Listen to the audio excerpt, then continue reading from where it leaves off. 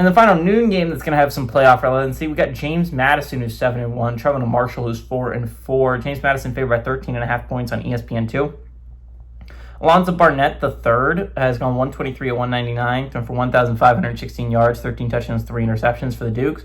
Wayne Knight has had 106 carries for 659 yards and 5 touchdowns. And Landon Ellis has had 27 catches for 437 yards and 5 touchdowns. Carlos Del Rio Wilson has had gone 111 at 157, going for 1,286 yards, 13 touchdowns, 3 interceptions. Also leads his team on the ground with 105 carries for 418 yards and 4 touchdowns. DeMarcus Lacey has had 40 catches for 508 yards and 4 touchdowns. Marshall is 4-1 against the Dukes all time. Last game did go to Marshall in 2024. 1994 was the last time Marshall was able to beat the Dukes at home, though.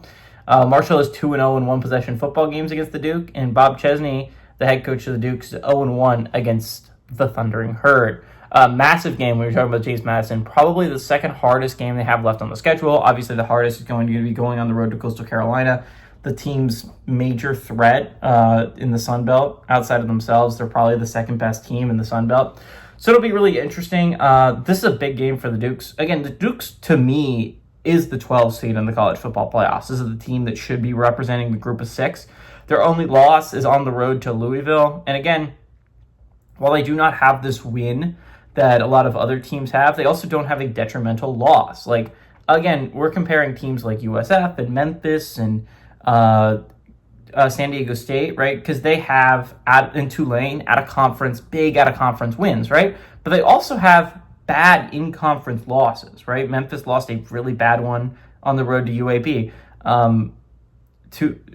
USF's isn't as bad, but again, tiebreakers come into play for Memphis. That's not a great spot to be put as well.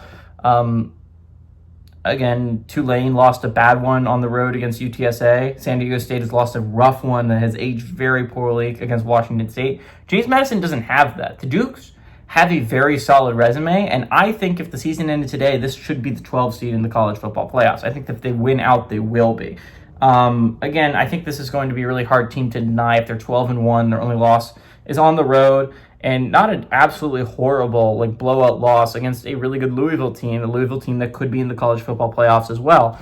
I think that's going to be a hard team to say no to, especially if we're looking at an American team with 2 or more losses, which is very likely and possible that we're looking at that. I think James Madison's going to end up being the rep. I think they go on the road, and I think they beat Marshall. Although I do think Marshall keeps it close. I think this is a really solid Marshall team, despite the fact they lost their coach. They've done a really impressive job without Huff. Now, again, Marshall is not what they were with Huff. Again, Huff has immediately turned Southern Mississippi into a contender in the Sun Belt. So I think that just shows the quality of the coach that they lost. But I think Marshall's a little bit better than I thought they were going to be this year. I like the Thundering Herd to cover at home, but I like James Madison to eke out a win here.